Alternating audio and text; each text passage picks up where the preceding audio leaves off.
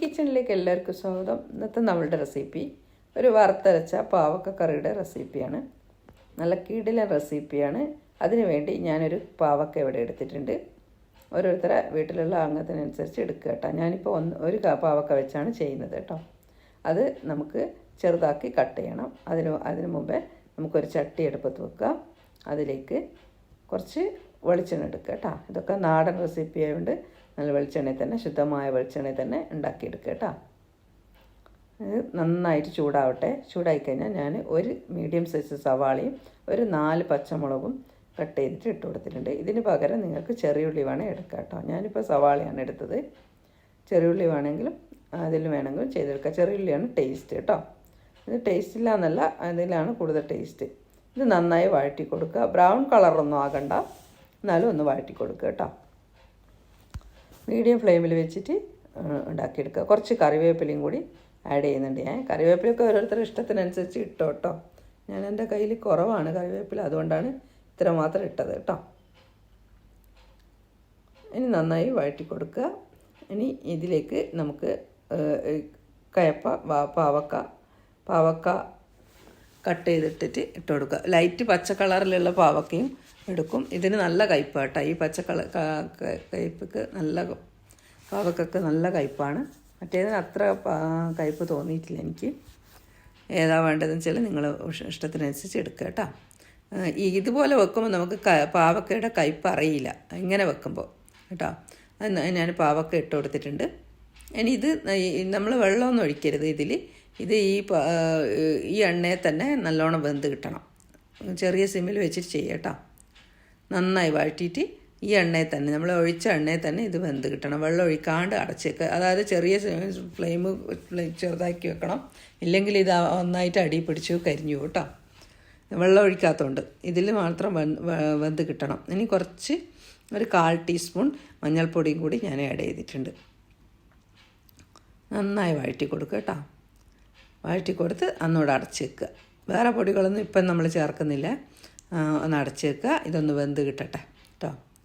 ഇത് അപ്പുറത്തെ അടുപ്പത്തിലേക്ക് മാറ്റിയിട്ടുണ്ട് ഞാൻ. ഒരു ഫ്രൈ പാൻ വെച്ച് ഇനി നമുക്ക് ഇതിന് ആവശ്യമായ തേങ്ങ വറുത്തെടുക്കുക. ഞാനിവിടെ 1 കപ്പ് തേങ്ങയാണ് എടുത്തത്. അതിലേക്ക് കുറച്ച് കറിവേപ്പിലയും 3-4 ചെറിയുള്ളി ഞാൻ ഇട്ടിട്ടുണ്ട്. ഇനി ഇത് നന്നായി വഴറ്റി കൊടുക്കുക. ഒരു ബ്രൗൺ കളറാകുന്നത് വരെ, ഗോൾഡൻ ബ്രൗൺ കളറാവുന്നത് വരെ ഇത് നമ്മൾ വഴറ്റി കൊടുക്കണം. ഇതിൽ ഇപ്പം ഞാൻ ഫ്രൈ പാൻ ആയതുകൊണ്ട് ആദ്യമൊന്നും എണ്ണ ഒഴിച്ചില്ല. കുറച്ചുകൂടെ കഴിഞ്ഞിട്ട് കുറച്ച് വെളിച്ചെണ്ണ ഞാൻ ഒഴിച്ചെടുക്കുന്നുണ്ട്. ഇതൊക്കെ വെളിച്ചെണ്ണ തന്നെ നല്ലോണം വറുത്തെടുക്കണം കേട്ടോ. തേങ്ങയൊക്കെ എന്നാൽ അതിൻ്റെ സ്മെല്ലും കാര്യങ്ങളൊക്കെ നല്ല സ്മെല്ലാണ് കേട്ടോ. കുറച്ച് വെളിച്ചെണ്ണ ഞാൻ ഒഴിച്ചു കൊടുത്തിട്ടുണ്ട്. നന്നായി വഴറ്റി കൊടുക്കുക. ഇത് നല്ലൊരു കറിയാണ്. വറുത്തരച്ച കറി എന്ന് പറയുമ്പോൾ നല്ലൊരു കറിയാണ്. പാവക്ക കഴിക്കാൻ മടിയുള്ള ആൾക്കാരൊക്കെ ഇങ്ങനെയാകുമ്പോൾ കഴിച്ചോളും. ഇതൊരു ബ്രൗൺ കളറായിട്ടുണ്ട്. ഇനി നന്നായി ഒന്നുകൂടെ ആവണം കേട്ടോ. ഇത് ഈ ഒരു കളറിൽ നമ്മൾ എടുക്കാൻ പാടില്ല, ഒന്നുകൂടെ ഇതാവണം. ഇനി നമുക്ക് ഇതിലേക്ക് ആവശ്യമായ കുറച്ച് പൊടികളൊക്കെ ചേർക്കാനുണ്ട്. ഞാൻ പാവക്കയുടെ തന്നെ ഒരുപാട് റെസിപ്പികൾ ഇട്ടിട്ടുണ്ട് കേട്ടോ. പാവക്ക മാങ്ങ ഇട്ട് വെച്ചിട്ടുണ്ട്, തക്കാളി ഇട്ട് വെച്ചിട്ടുണ്ട്, പിന്നെ പാവക്കയുടെ അച്ചാർ കുറച്ച് ദിവസം മുന്നേ ഇട്ടിട്ടുണ്ട് കേട്ടോ. ഇതൊക്കെ ചെയ്തിട്ടുണ്ട്. ഇനി പാവക്ക പുളിങ്കറി ഇട്ടിട്ടുണ്ട്. ഇതൊക്കെ ഞാൻ ഇട്ടിട്ടുണ്ട്. ഒക്കെ കണ്ടു നോക്കുക. നല്ല റെസിപ്പിയാണ് പാവക്കയുടെ. ഇനി ഒരു 1/4 ടീസ്പൂൺ മഞ്ഞൾപ്പൊടിയും കൂടി ഞാൻ ഇട്ടിട്ടുണ്ട്. ഒരു ടേബിൾ സ്പൂണ് മല്ലിപ്പൊടി, അത്രയും ഞാൻ ഇട്ടിട്ടുള്ളൂ കേട്ടോ. 1 ടേബിൾ സ്പൂൺ മല്ലിപ്പൊടി. ഇനി ഒരു 3/4 ടേബിൾ സ്പൂണ് മുളക് പൊടി. ഇത് നോർമൽ മുളക് പൊടിയാണ്. നിങ്ങൾക്ക് വേണമെങ്കിൽ കാശ്മീരി മുളക് പൊടി ആഡ് ചെയ്യുക കേട്ടോ. പക്ഷേ നമ്മുടെ വറുത്തരച്ച കറിക്ക് വേറൊരു കളറാവും. ഒരു റെഡിഷ് കാശ്മീരി മുളകിന് വേറൊരു കളറല്ല, നല്ല കളറല്ല. അപ്പോൾ കളറ് മാറിപ്പോവും. അതുകൊണ്ടാണ് ഞാൻ നോർമൽ മുളക് ഇട്ടത്. നിങ്ങൾക്ക് വേണമെങ്കിൽ അങ്ങനെ ഇട്ടാവുള്ളൂ കേട്ടോ.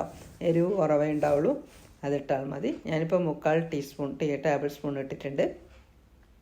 എരിവൊക്കെ ഓരോരുത്തരുടെ ഇഷ്ടത്തിനനുസരിച്ചിട്ട് ഇടുക കേട്ടോ. ഇനി നന്നായി പൊടീൻ്റെ പച്ചമണം മാറുന്നത് വരെ ഒന്ന് വഴറ്റി കൊടുക്കുക കേട്ടോ. നല്ലോണം വഴറ്റി കൊടുക്കണം. എന്നിട്ട് ഇതൊന്ന് ചെറിയ ഫ്ലെയിമിൽ വെച്ച് ചെയ്യണം കേട്ടോ ഇതൊക്കെ. അപ്പോൾ നമ്മുടെ തേങ്ങ പിന്നെ കരിഞ്ഞു പോവും. അപ്പോൾ നമുക്ക് കറിയുടെ ടേസ്റ്റൊക്കെ മാറിപ്പോകും കേട്ടോ. നന്നായി വഴറ്റി കൊടുത്ത് പൊടീൻ്റെ പച്ചമണം മാറുന്നത് വരെ വഴറ്റി കൊടുത്ത് ഇത് നമുക്ക്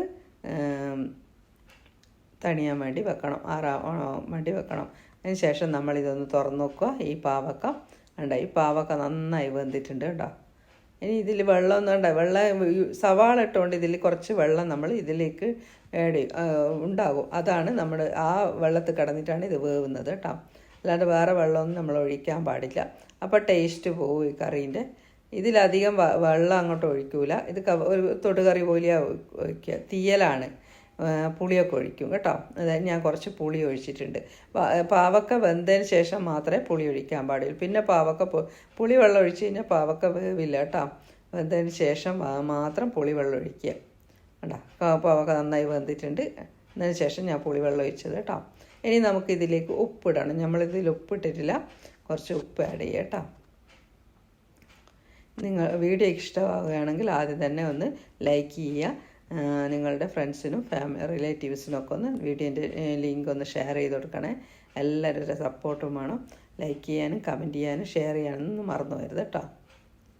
ഇനി നന്നായിട്ട് പുളിവെള്ളം നന്നായിട്ട് തിളച്ച് കഴിഞ്ഞാൽ നമ്മുടെ ഈ തേങ്ങ, നമ്മൾ വറുത്തരച്ച് വെച്ച തേങ്ങ, അധികം വെള്ളം ചേർക്കുക, തീരെ വെള്ളം ചേർക്കാതെ കുറച്ച് മാത്രം ഒരു ടേബിൾ സ്പൂണായിട്ടും വെള്ളം ചേർത്തിട്ട് അരച്ചെടുക്കുക. നല്ലോണം കുറുങ്ങനെ അരച്ചെടുക്കണം കേട്ടോ. എന്നാലാണ് ഈ കറിക്ക് ടേസ്റ്റ്. അധികം വെള്ളമായി കഴിഞ്ഞാൽ ടേസ്റ്റ് കിട്ടില്ലേ. ഇതൊരു തൊടുകറി പോലെയാണ് നമ്മൾ ഉപയോഗിക്കുക. ഞാൻ കുറച്ചുകൂടെ ഒരു ഇതായിട്ട് എടുത്തിട്ടുണ്ട്. തൊടുകറി പോലെയാണ് എടുക്കുക കേട്ടോ. ഇതിൻ്റെ കൂടെ നമ്മൾ വേറെ ഒന്നും വേണ്ട, ഒരു ചമ്മന്തി ഉണ്ടെങ്കിൽ നല്ല അടിപൊളിയായിട്ട് ഫുഡ് കഴിക്കാം, നമുക്ക് ചോറ് കഴിക്കാം കേട്ടോ. വേറെ നോൺ വെജിൻ്റെ ആവശ്യമൊന്നും വേണ്ട. വെജിറ്റേറിയൻസിന് നല്ലൊരു റെസിപ്പിയാണ്. പാവക്ക കഴിക്കാത്തവർ പോലും ഇങ്ങനെ വെച്ച് കഴിഞ്ഞാൽ കഴിച്ചു പോകും. നല്ല അടിപൊളി റെസിപ്പിയാണ്. നല്ലോണം വഴറ്റി കൊടുക്കുക, ഇതായി കൊടുക്കുക, മിക്സായി കൊടുക്കുക. ഞാൻ കുറച്ച് വെള്ളം ഇതിൽ മിക്സ് ഇതായിട്ട് കഴിച്ചിട്ടുണ്ട്. നല്ലോണം തിളപ്പിച്ചിട്ട് നല്ലോണം കുറുകി വരണം കേട്ടോ. കുറുകി വരണം. ഒന്ന് ഉപ്പുണ്ടോ എന്നൊക്കെ നോക്കിയിട്ടുണ്ട്, പുളി ഉണ്ടോ എന്നൊക്കെ നോക്കിയിട്ടുണ്ട് കേട്ടോ. നല്ലോണം തിളച്ചിട്ടുണ്ട്. ഇനി കേട്ടോ നല്ലോണം കുറുകിയിട്ടുണ്ട്, ചാറ് നല്ലോണം കുറുകിയിട്ടുണ്ട്. ഇങ്ങനെ മതി കേട്ടോ. ഇനി നമുക്കിതിലേക്ക് വറവിടണം. ഇതടവെടുക്കട്ടെ. നമുക്കൊരു ഫ്രൈ പാനിൽ കുറച്ച് എണ്ണയൊക്കെ ആഡ് ചെയ്ത് വറവിട്ടെടുക്കുക കേട്ടോ. നല്ലോണം കുറുകിയിട്ട് വന്നിട്ടുണ്ട്. ഞാനൊരു ഫ്രൈ പാൻ അടുപ്പത്ത് വെച്ചിട്ടുണ്ട്. അതിലേക്ക് വെളിച്ചെണ്ണ ആഡ് ചെയ്യുക, ഒഴിച്ചു കൊടുക്കുക. അതിലേക്ക് കടുക്, വറ്റൽമുളക് സാധാരണ നമ്മൾ ഇടുന്ന പോലെ വറവിട്ടെടുക്കുക. വേണമെങ്കിൽ ചെറിയുള്ളിയും കൂടി ആഡ് ചെയ്തിട്ട് നമുക്ക് വറവിട്ടെടുക്കാം കേട്ടോ. ഞാനിപ്പോൾ ചെറിയുള്ളി ആഡ് ചെയ്യുന്നില്ല. കുറച്ച് വെളിച്ചെണ്ണ ഞാൻ ഒഴിച്ചു കൊടുക്കുന്നുണ്ട്. അതിലേക്ക് ഒരു ടീസ്പൂൺ കടുക്, വെളിച്ചെണ്ണ ചൂടായി കഴിഞ്ഞാൽ